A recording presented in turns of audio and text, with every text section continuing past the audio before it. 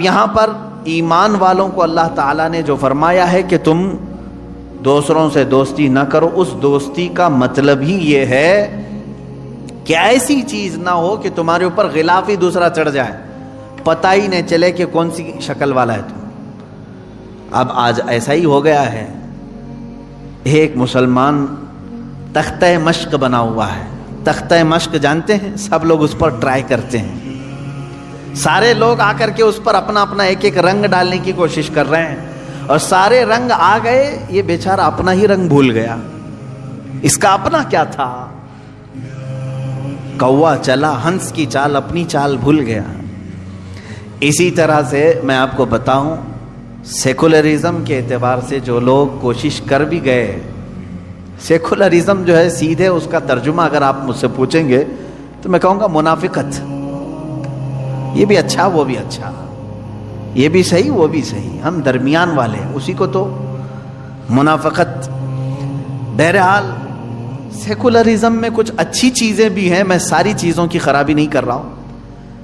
جب یہاں ہندوستان میں ہندو تھے اور مسلم تھے تو دیکھیں ایک شخص نے کوشش کی تھی، میں آپ کو بتاتا ہوں، بہت سارے لوگ کہتے ہیں نا سارے لوگ ایک ہو جائیں ایک ہو جائیں، میں بھی کہتا ہوں ایک ہو جائیں، لیکن تیسرے نہ بن جائیں۔ آپ اپنی آئیڈینٹی ختم کر کے دوسرے کے ساتھ ہونے کی بات نہ کریں، اپنے تشخص کے ساتھ رہیں، اور جتنے آپ کے ساتھ ضم ہو جاتے ہیں بہت اچھی بات ہے۔ کیا رسول پاک صلی اللہ علیہ وسلم نے اتحاد کا نعرہ نہیں لگایا تھا؟ اللہ کے نبی صلی اللہ علیہ وسلم نے سب کو ایک ساتھ ملانے کا حکم نہیں فرمایا تھا؟ حکم فرمایا، لیکن حضور اپنے آپ کو بدل کر ان کی طرح نہیں کیے، بلکہ ساروں کو بدل کر اپنے سانچے میں ڈھالنے کی کوشش کیا۔ یہی اسلام ہے۔ اب بھارت میں، ہندوستان میں ایک مسئلہ ایسا پیش آیا ہے، توجہ سے سنیں، اور بہت سارے لوگوں کو شاید ان کی فکر بدل جائے اس سے۔ ہندو تھے، مسلم تھے، ہندو اپنے ہندوانہ رسم و رواج میں تھے، پوجا میں ہیں، ان کے اپنے تہوار ہیں، ان کے اپنے شعار ہیں۔ مسلمانوں کی اپنی عبادتیں ہیں، ان کی مسجدیں ہیں، ان کے اپنا لباس ہے، ان کے اپنے تہوار ہیں۔ لیکن ایک صاحب آئے، گرو نانک۔ گرو نانک پوری دنیا گھومے ہوئے شخص۔ گرو نانک بغداد میں کئی سال تک چلہ کشی کی۔ گرو نانک کا بہت سارے ملکوں میں دورہ ہوا، ساری چیزوں کو دیکھ کر کے گرو نانک ایک سیکولر شخص تھا، ایک سیکولر آدمی، یعنی ابھی تک کسی دھرم میں کسی دین میں داخل نہیں۔ اسلام کو بھی خوب پڑھا گرو نانک نے، حضور پاک صلی اللہ تعالیٰ علیہ وسلم کی حدیثیں بھی پڑھی، سنتیں بھی پڑھی، امپریس بھی ہوئے۔ گوتم بدھ کی بھی تعلیمات پڑھی، گوتم بدھ کو بہت گہرائی سے پڑھا، دیکھا، امپریس ہوئے۔ رام کرشن کے بھی بہت سارے کہانیاں پڑھی، ہندوؤں کے پرانے معاملات دیکھے، کچھ اچھائیاں اس میں بھی تھی۔ ہندوستان آنے کے بعد گرو نانک نے کیا کیا؟ کہا کہ اسلام میں بہت ساری اچھائیاں ہیں، بلکہ آپ کو معلوم ہونا چاہیے گرو نانک نے حضور صلی اللہ علیہ وسلم کی شان میں کئی نعتیں لکھی ہیں۔ حضور پاک صلی اللہ تعالیٰ علیہ وسلم کو آج بھی سکھ برادری بڑے پیر کے نام سے جانتے ہیں۔ اللہ کے حبیب صلی اللہ تعالیٰ علیہ وسلم کو بڑا ادب و احترام کرتے تھے۔ گرو نانک نے پگڑی کو لازم کیا اور اس کے فوائد بیان کیے۔ اللہ کے حبیب صلی اللہ تعالیٰ علیہ وسلم کی کئی سنتوں کو انہوں نے اپنی زندگی میں لازم قرار لیا، وہ امپریس تھے۔ خیر ہوا کیا؟ ایک سوچ یہ لے کر کے آئے، سارے دینوں کو ایک ہونا چاہیے، سارے لوگوں کو ایک ہو جانا چاہیے، ہندوؤں کو بھی، مسلمانوں کو بھی، بدھوں کو بھی، بدھسٹ جو ہیں ان سب کو ملا دینا چاہیے۔ تو انہوں نے دعوت دینا شروع کیا۔ ایک کام کرتے ہیں، اسلام کی کچھ اچھائیاں بھی ہم لے لیتے ہیں، ہندوؤں کی بھی چیزیں باقی رکھتے ہیں، بدھزم کی بھی کچھ چیزیں ہیں، بدھ مت کی بھی کچھ چیزیں باقی رکھتے ہیں، یہ سب ملا کر کے سارے لوگوں کو ایک کرتے ہیں۔ سوچا تو ٹھیک تھا اتحاد کے لیے، اس سوچ پر کام شروع کیا، لوگوں کو بلایا اور ایک لا ترتیب دیا، یہ اسلامی چیزیں، ہندو مت کی چیزیں، بدھ مت کی چیزیں سب جمع کیا۔ کچھ فالوور تو بن گئے، لیکن میرے عزیزو فرق کیا ہوا؟ ہندو ہندو ہی رہے، مسلمان مسلمان ہی رہے، تیسرے ایک اور برادری پیدا ہو گئی، ایک اور دین جنم لے لیا۔ کون سا؟ سکھ۔ انہوں نے کام کس لیے کیا تھا؟ سب کو متحد کرنے کے لیے۔ تو میں کہتا ہوں کبھی کبھار جو اس طرح کے اتحاد کی بات کرتے ہیں وہ ایک تیسرا فرقہ جنم دے دیتے ہیں، ان کو تو ملا نہیں سکتے۔ اس لیے ہونا کیا چاہیے؟ آپ لوگ یہ سوچ رہے ہوں گے کہ اتحاد ہونا ہی نہیں چاہیے۔ نہیں، میں چاہتا ہوں اتحاد۔ قرآن نے کہا ہے عیسائیوں سے اتحاد کے لیے کیسے؟ اللہ نے فرمایا تعالوا الی کلمۃ سواء بیننا وبینکم الا نعبد الا اللہ۔ اے رسول آپ ان کو بلا لیں، عیسائیوں کو، آ جاؤ ایک پوائنٹ پہ ہم جمع ہو جاتے ہیں، ایک پوائنٹ پہ ہم جمع ہو جاتے ہیں جو تمہارے اور ہمارے درمیان ایک ہی ہے۔ کیا؟ ہم بھی اللہ کے سوا کوئی دوسرا خدا نہیں مانتے، تم بھی خدا کے سوا کسی دوسرے کو نہ مانو، اس پوائنٹ پہ جمع ہوتے ہیں۔ یہ اتحاد ہے جو قرآن کی دعوت ہے، یہ دوستی ہے۔ اس طرح کی دوستی کرو آپ، میرے کسی اصول پر فرق آنے نہ پائے، اس طرح کی دوستی آپ کرو۔ بعض لوگ سمجھوتے اور مصلحتوں کے نام پر، دوستی کے نام پر اپنے آپ کو بھی چینج کر لے جاتے ہیں، اپنا آپ بھلا لیتے ہیں۔ اس کی مثال میں یوں سمجھا دوں آپ کو، کسی کا دل رکھنے کے لیے اتنا نہ گر جاؤ کہ تمہاری جڑیں ختم ہو جائیں۔ ہاں، آپ کا گھر، میرا گھر یہاں سامنے ہے، آپ کا گھر ادھر ہے۔ آپ نے کہا کہ ہمارے اور آپ کے درمیان تلخی ہے کھڑکی کے معاملے کو لے کر کے۔ میں نے کہا ٹھیک ہے، کھڑکی ادھر سے ادھر نکال دیا، فرق نہیں پڑے گا۔ سامنے والے نے کہا کہ کھڑکی آپ کی ادھر کھلتی ہے، اگر ادھر نہ ہو تو ہمارا آپ کا کوئی مسئلہ ہی نہیں۔ تو میں نے اتحاد کے لیے، ان سے محبت کے لیے اپنی کھڑکی بدل لی۔ کبھی سامنے والے نے کہا آپ کی چوکھٹ جو ہے وہ بہت اونچی ہے، تھوڑی چھوٹی ہوتی تو ہمارا اور آپ کا کوئی اختلاف ہی نہیں ہوتا۔ میں نے کہا ٹھیک ہے، چوکھٹ میں چھوٹی کر لیتا ہوں تاکہ ان چیزوں سے فرق نہیں پڑتا میرے گھر پر، تھوڑی سی تبدیلی ہوتی۔ سامنے والے نے یہ کہا اگر آپ کے پائے سے جو ہے نا بڑا مسئلہ ہے میرے لیے، یہ پایا نکال دو تو ہمارا اور آپ کا اختلاف ہی ختم ہو۔ یہ کون سی بات ہوئی بھائی؟ یہ تو پائے کی بات کر رہا ہے، میرے گھر کے پائے کی بات کر رہا ہے کہ پایا آپ کا یہ نکال دو تو میرا اور آپ کا اختلاف ہی نہیں رہے گا۔ تو تم کیا چاہتے ہو کہ میں کھلے میدان میں آؤں تب اختلاف ختم ہوگا تمہارا؟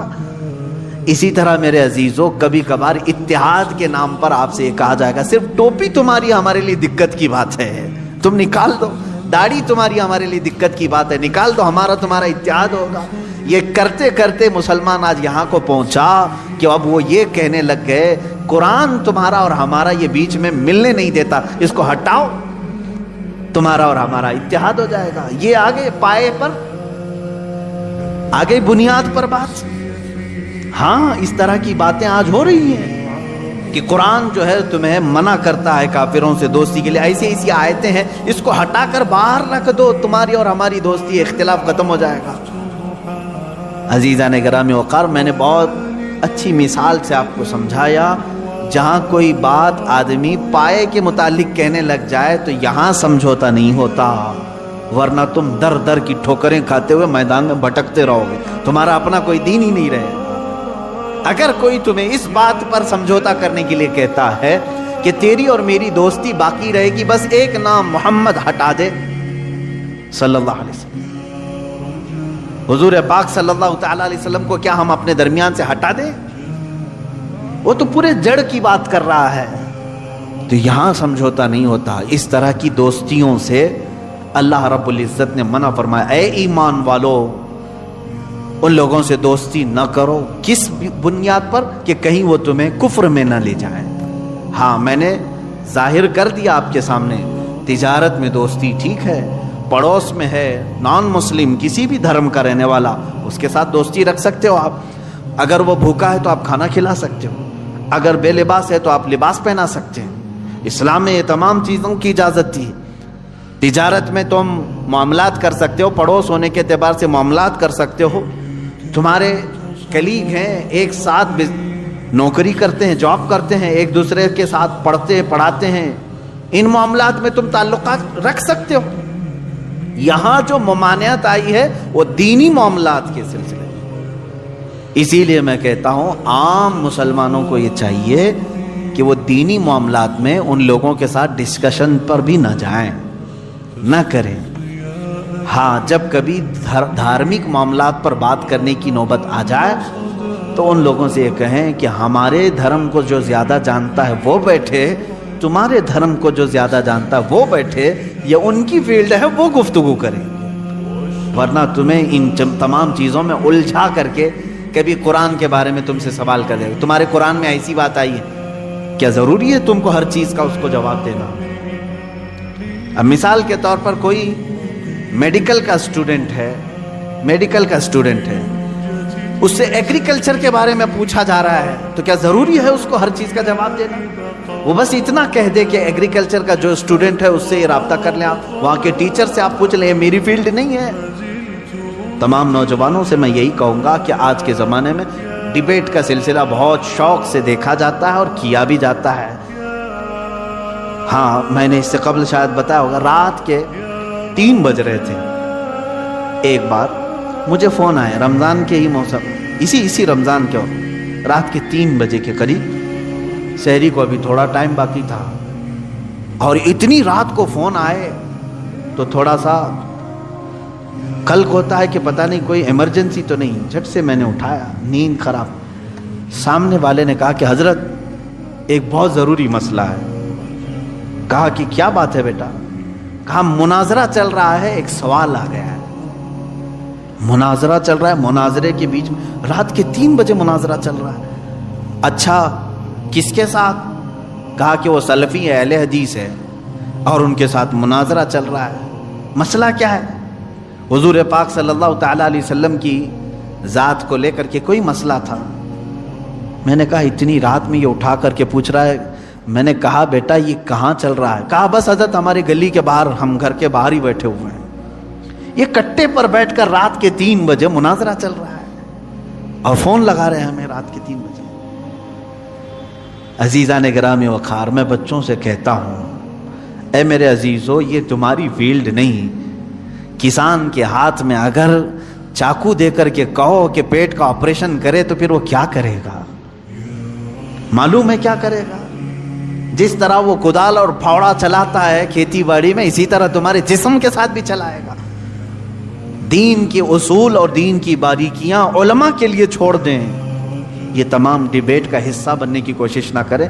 خاص طور پر نان مسلم کو اس طرح کی دعوت دینا، ڈیبیٹ کرنے کے لیے بلانا، میں کہتا ہوں یہ سب کی فیلڈ نہیں ہے۔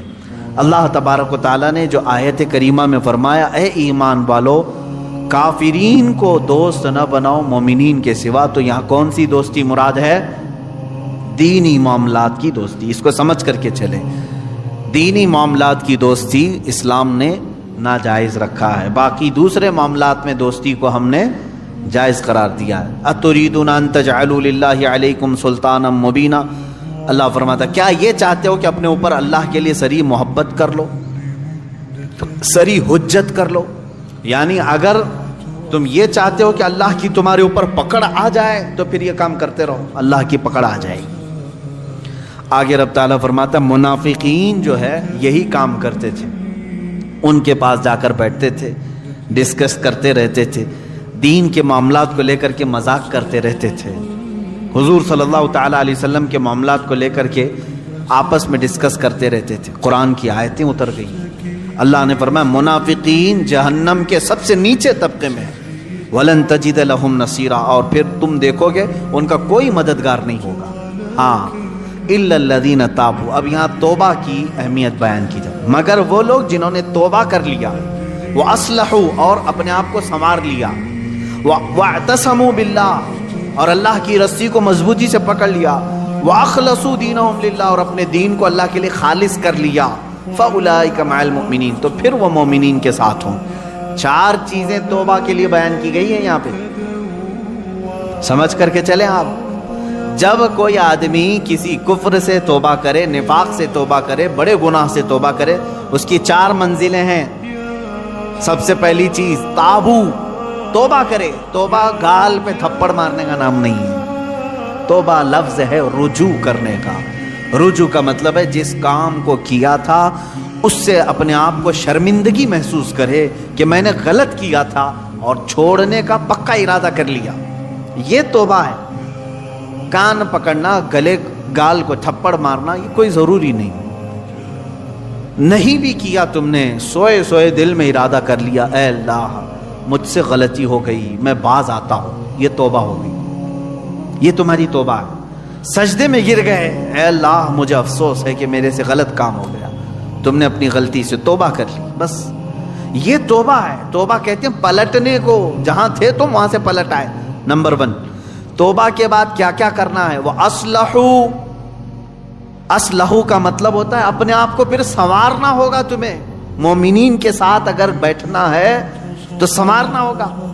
اسی لیے اس آیت کے ذریعے سے مفسرین فرماتے ہیں کوئی اگر توبہ کرتا ہے کسی چیز سے فوراً اس پر اعتبار مت کرو، 6 مہینے انتظار کر کے دیکھو کہ سنورا کہ نہیں سنورا، اپنے آپ کی اصلاح کیا کہ نہیں۔ میاں آج چھوٹی چیز تھپڑ مار لیا، توبہ توبہ توبہ توبہ، اور اس کے بعد پھر کل دیکھا تو پھر وہی ہے۔ کبھی کبھار جو سچی توبہ نہیں کرتا ہے وہ آدمی چند دنوں کے بعد پھر واپس اسی گناہ میں چلا جاتا ہے۔ شریعت نے کہا ہے کہ 6 مہینے اس کا انتظار کریں، 6 مہینے اس کا انتظار کریں، دیکھیں کہ اس نے اپنے آپ کی اصلاح کر لی یا نہیں۔ کچھ لوگ صرف شادی کے لیے توبہ کر لیتے ہیں، صرف شادی کے لیے ایمان لے آ رہے ہیں، یہ بھی معاملات ہے۔ تو یہاں پر بھی حکم ہے، ٹھیک ہے ایمان لائے، میں اس کا انکاری نہیں ہوں۔ کوئی لڑکی ایمان لے آئی، کوئی لڑکا ایمان لے آیا، اسلام میں داخل ہوئے، تو حکم تو یہ ہے کہ 6 ماہ اس کا انتظار کرو، دیکھو کہ حقیقت میں اس نے اپنے آپ کو سنوار لیا کہ نہیں۔ ارے ادھر صبح توبہ کیا، دوپہر میں نکاح کی محفل بیٹھ گئی، پھر شام میں پتا چلا کہ ہو گیا، اب واپس چلو اپنے دھرم میں، یہ تو دھوکہ دینا ہوا۔ تو اصلاح کرنا اپنے آپ کی، یہ توبہ کی دوسری منزل ہے۔ تم ایمان والوں میں کب شامل کیے جاؤ گے؟ پہلے نمبر پر توبہ، دوسرے نمبر پر اپنی اصلاح۔ وہ یوں ہی سمجھ لیں زخم ہو گیا تھا، ہاتھ میں زخم ہو گیا تھا، پھوڑی ہو گئی تھی، پھٹ گیا، گئے ڈاکٹر کے پاس، کس کام کے لیے؟ علاج کے لیے۔ اب وہاں 2 چیزیں ہیں، 2 چیزیں، پہلے تو اس کو صاف کر کے وہ پٹی باندھے، پہلے تو صاف کر کے پٹی باندھے، اس کے بعد پھر دوائی بھی دے کہ جو کمزوری آئی ہے وہ دور ہو سکے۔ دونوں میں خالی ایک ہی کیا، خالی دوائی لے کر کے آیا، زخم کو نہ پوچھا نہ کچھ نہیں، تو زخم تو باقی رہا اور دوائی کھا رہے ہو۔ یا زخم کو تم نے سب پوچھ دیا لیکن دوائی کھائی نہیں، تو بھی چنگا ہونے میں، بھلا ہونے میں ٹائم لگتا ہے۔ اسی طرح سمجھ لیں کہ گناہوں سے توبہ کر لیا، پٹی باندھ لیا، اصلاح کرنے کے لیے نمازوں کی کثرت کرو، خیرات کی، یہ گولی کا کام کرے گی، تمہارے جسم کے اندر اصلاح پیدا ہو جائے گی۔ مثال کے طور پر اب دارالحرب ہے، ہمارے ہاں تو اسلامی نظام ہے نہیں، یہاں اگر جیسے بھیانک گناہ ہو جاتے ہیں تو کیا کرنا چاہیے اس کو؟ جیسے زنا ہو گیا کسی سے، اسلامی ریاست ہوتی تو اسے تو سنسار کرنے کا حکم ہے نا۔ غیر شادی شدہ ہو تو 100 کوڑے مارے جائیں گے، شادی شدہ ہو تو سنسار کیا جائے گا، یہ اسلامی سزا ہے۔ یا چوری کیا ہے تو ہاتھ کاٹا جائے گا، یہ معاملات ہیں۔ لیکن آپ دارالحرب میں ہیں، یعنی یہاں اسلامی نظام نہیں، آپ سے ایسا گناہ سرزد ہوا تو اب کیا ہے؟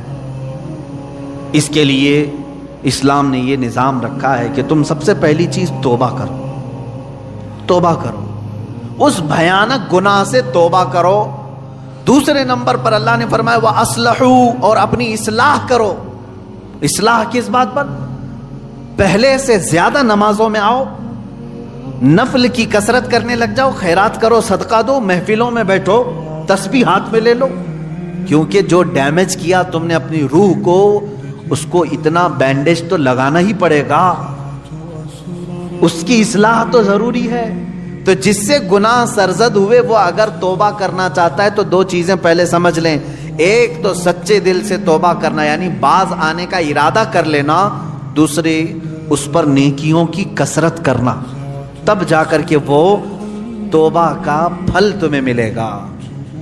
ہاں بعض جگہوں پر میں نے دیکھا ہے دیہاتوں وغیرہ میں وہ لوگ کسی لڑکے اور لڑکی کے معاملے کو دیکھتے ہیں کہ یہ غیر شادی شدہ تھے اور چلے گئے اور ساتھ میں رات بتا کر کے آئے تو ان کو پکڑ کر کے جماعت والے بٹھاتے ہیں۔ اسلامی سزا ہے نہیں، آپ دے نہیں سکتے۔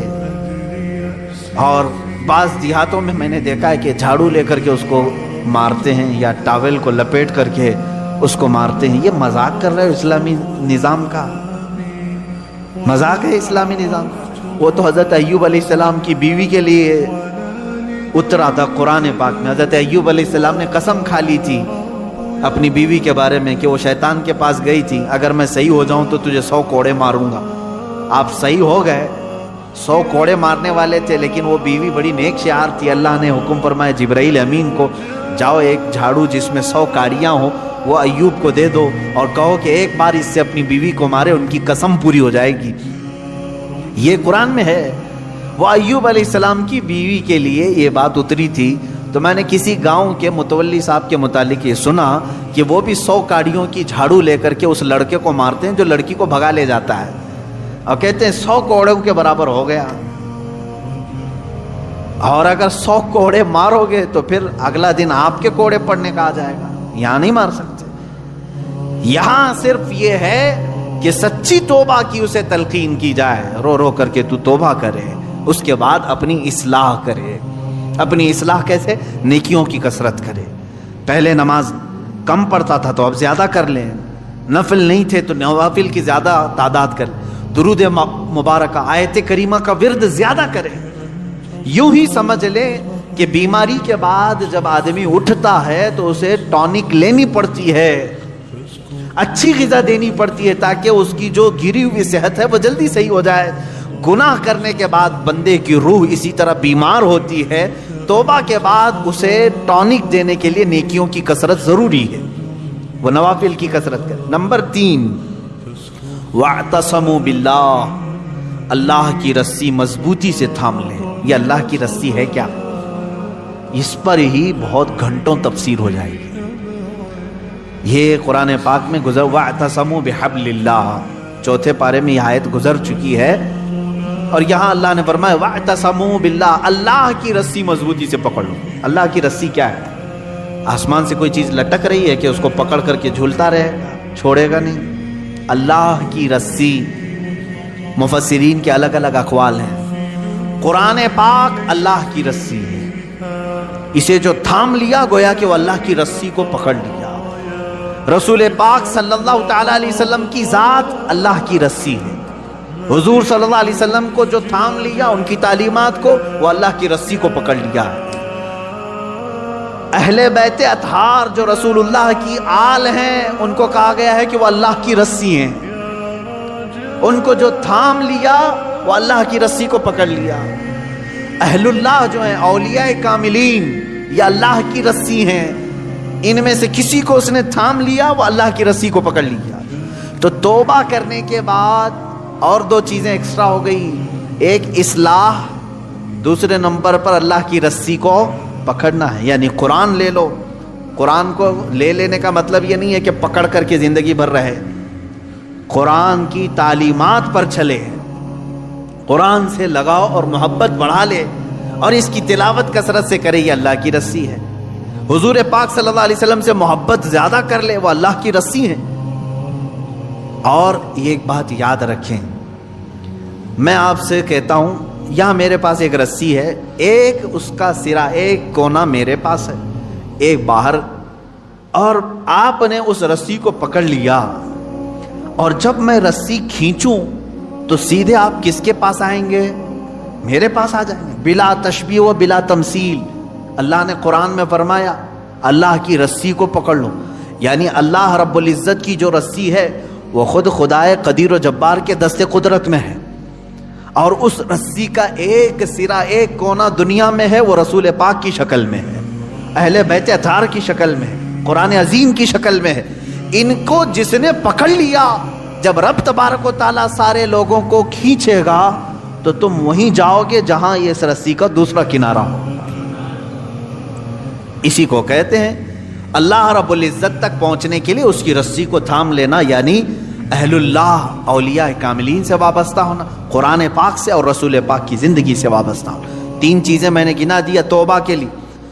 وَأَخْلَصُوا دِينَهُمْ لِلَّهِ، چوتھی چیز ہے اپنے دین کو اللہ کے لیے خالص کر دینا، پیورٹی والا دین۔ یہ وہی شادی کرنے والے لوگوں کے لیے ہے، جو شادی کے لیے دین میں آئے تو اللہ فرمانا نہیں، اللہ کے لیے دین میں آؤ، اللہ کے لیے توبہ کرو۔ بعض لوگوں کو دیکھا گیا کہ بھائی بہت زیادہ آوارہ گردی کرتا تھا، میں تو بیٹی نہیں دوں گا اس کو، کہا 4 لوگوں کو لے آؤ میں توبہ کرتا ہوں۔ توبہ توبہ توبہ توبہ، ہو گئی توبہ۔ اس کے بعد اس کی بیٹی کو لینے کے لیے تم نے 4 لوگوں کے پاس توبہ کیا۔ میرے عزیزوں، اب توبہ کے اصول آپ سیکھ لو۔ اس نے توبہ کس کے لیے کیا؟ ایک خاتون کے لیے۔ اللہ فرما رہا ہے اللہ کے لیے آ جاؤ، یہ آج تیرے نکاح میں ہے، کل پھیکی پڑ جائے گی، لیکن اللہ رب العزت تو ہمیشہ رہنے والا ہے۔ یہ ان لوگوں کے لیے بھی تھا جو دائرہ اسلام میں داخل ہوتے تھے۔ جیسے ہجرت کے متعلق حضور صلی اللہ علیہ وسلم نے فرمایا، جس نے اللہ اور اس کے رسول کے لیے ہجرت کی اس کا ثواب بے حساب۔ ہجرت کا مطلب ایک وطن چھوڑ کر کے دوسرے وطن گئے، جیسے مکہ چھوڑ کر کے صحابہ مدینے گئے تھے، کس کے لیے گئے تھے؟ اللہ اور اس کے رسول کی محبت میں گئے تھے۔ ایک صحابی جو ہے وہ مکہ سے نکلے، ان کی منگنی ہوئی تھی مدینے کی لڑکی سے، مدینے کی ایک لڑکی سے ان کی منگنی ہوئی تھی۔ وہ سفر کر کے آ گئے، انہوں نے سوچا شادی بھی ہو جائے گی، ہجرت بھی ہو جائے گی، ثواب کا ثواب ہے، گھر کا گھر بھی ہے۔ شادی ان کی مدینے میں ہونی تھی، سسرال مدینے میں، اور مکہ سے ان کو ہجرت کرنے کا ثواب بھی لینا تھا، لیکن وہ ہجرت کر کے آئے۔ تب اللہ کے نبی صلی اللہ علیہ وسلم نے یہ حدیث بیان فرمائی، جس کی ہجرت جس غرض سے ہوئی اسی غرض میں مانی جائے گی۔ جو اللہ اور رسول کے لیے ہجرت کر کے آئے تھے اس کا ثواب بے حساب ہے، اور جو شادی کے لیے ہجرت کر کے آئے تھے تو یہ شادی کا ہی مانا جائے گا، یہ شادی کا۔ بعض لوگ ہجرت کر کے مائگریٹ کر کے دوسری کنٹریز میں آج گئے ہوئے ہیں، وہ اپنی روزی روٹی کے لیے گئے ہوئے ہیں، اس ہجرت کا ثواب نہیں ہے۔ اپنے دین کی حفاظت کے لیے اور اللہ کی رضا کے لیے اگر کوئی ہجرت کیا ہے تو اس کا ثواب ہے، بہت بڑا ثواب ہے۔ مثال کے طور پر برما کے لوگ جو ہجرت کی ہیں، ان کے اوپر آفتیں تھیں، مصیبتیں تھیں، اور ان کے اوپر دین تنگ کر دیا گیا تھا، اور وہ وہاں سے گھر چھوڑ کر کے ہجرت کر کے اگر کسی دارالاسلام میں گئے ہیں تو ان کو وہی ہجرت کا ثواب ہوگا جو صحابہ نے ہجرت کی تھی۔ یہ ثواب ہے کیونکہ وہ اپنے دین کی حفاظت کے لیے ہجرت کیے تھے۔ اس بات کو سمجھیں۔ 4 چیزیں یہاں پر بیان ہوئی ہیں توبہ کے متعلق۔ جو لوگ ایمان والوں کے ساتھ اٹھایا جانا اپنے آپ کو پسند کرتے ہیں، وہ سب سے پہلی چیز اپنی پرانی چیزوں سے، نفاق تھا یا کفر تھا یا بھیانک گناہ تھے، پہلی چیز توبہ کرے، دوسری چیز اصلاح کرے، یعنی جو ڈیمیج ہوا تھا اس کو صحیح کرے۔ کیسے؟ نیکیوں سے، نمازوں سے، تسبیحات سے۔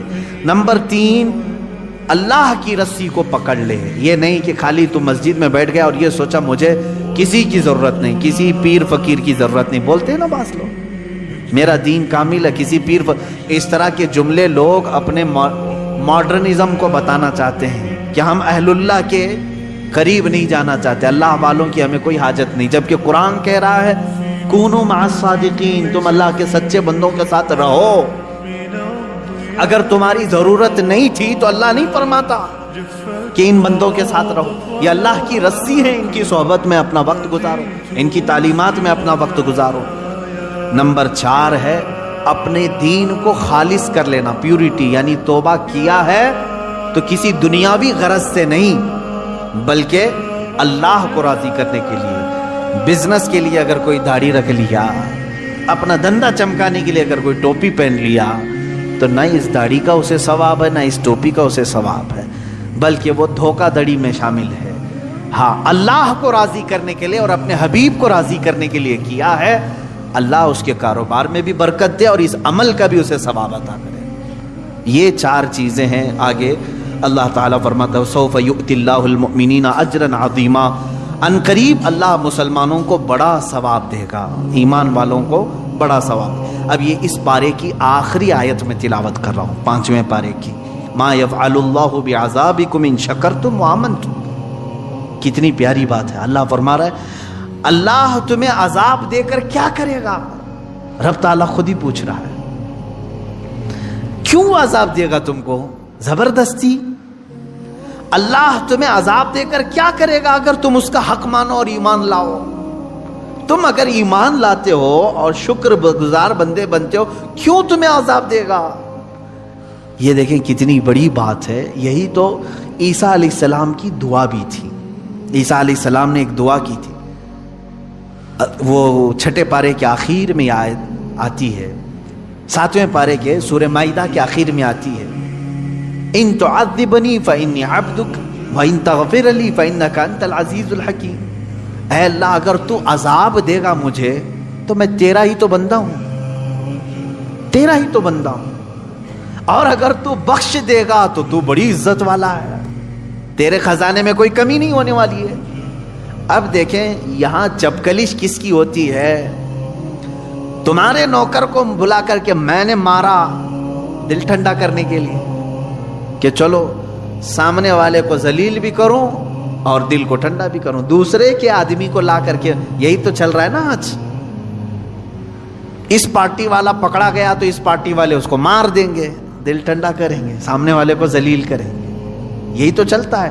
میں اگر تمہارے نوکر کو لا کر کے ماروں تو ہو سکتا ہے یا میری غرض ہو کہ میں بدلے کی بھاونا اندر ہے، سامنے والے سے میری چپکلش تھی اسی لیے اس کے نوکر کو بلا کر کے میں نے مارا، لیکن رب ذوالجلال کے ساتھ تو ایسا معاملہ نہیں۔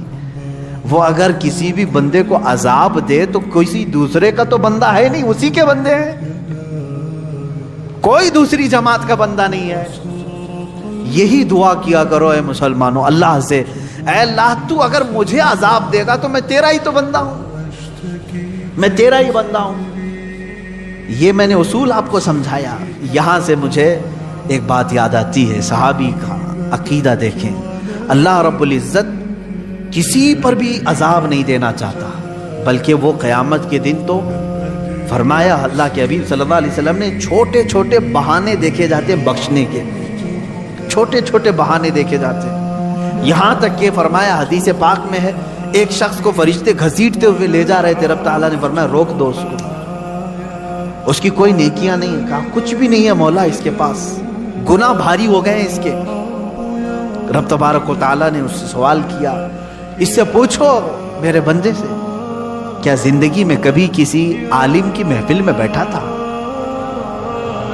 وہ کہتا ہے نہیں، پھر فرشتے گھسیٹتے ہوئے لے جاتے ہیں۔ اس بات پر بخشش کے لیے اللہ تعالیٰ فرما رہا ہے بیٹھا تھا، اس کے پاس وہ بھی نہیں تھا۔ پہلے پوچھا گیا کیا مسافہ کیا تھا؟ اس نے کہا نہیں ایسا کبھی اتفاقی نہیں ہوا۔ محفل میں بیٹھا تھا؟ کہا نہیں۔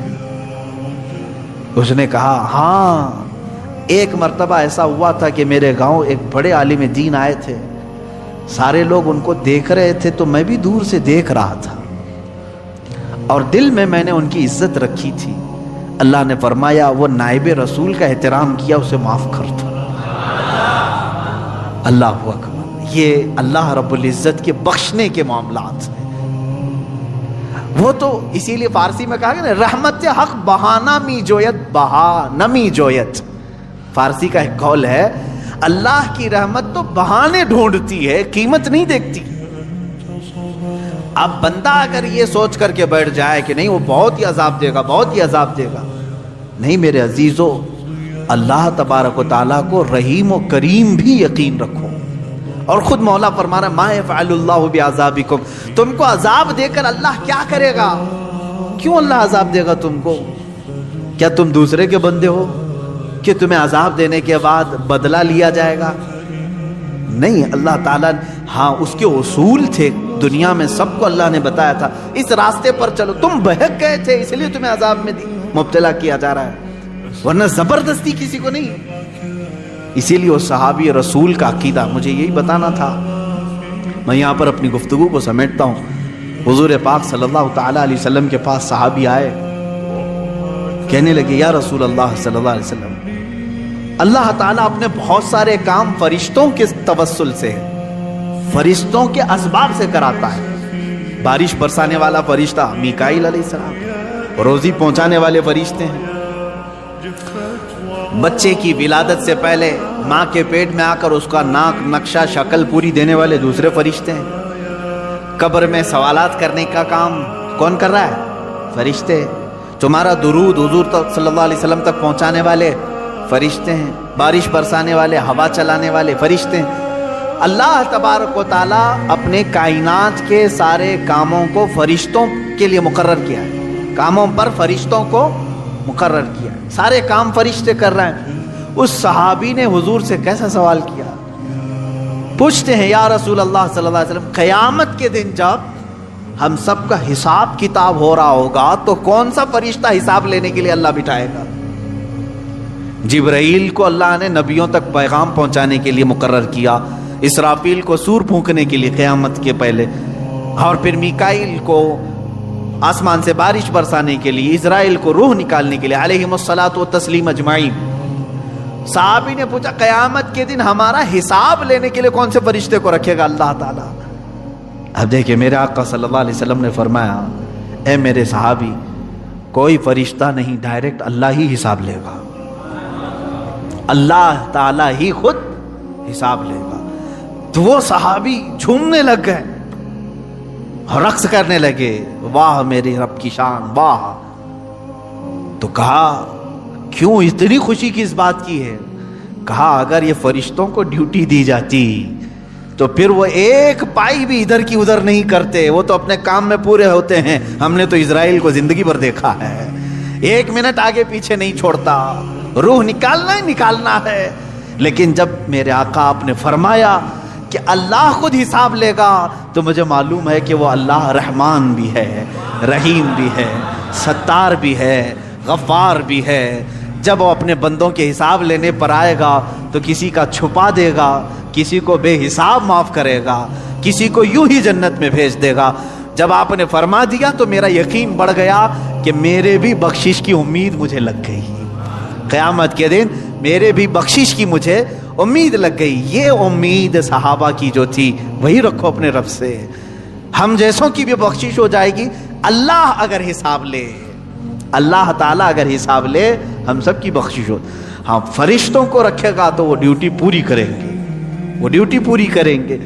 یہی اللہ تعالیٰ فرماتا ہے اللہ تمہیں عذاب دے کر کیا کرے گا اگر تم دو چیزیں کرو، کیا ایک ایمان لاؤ، ایمان پر قائم رہو، اور دوسرے شکر بجا لاتے رہو، اللہ تعالیٰ تمہیں کیوں عذاب دے گا؟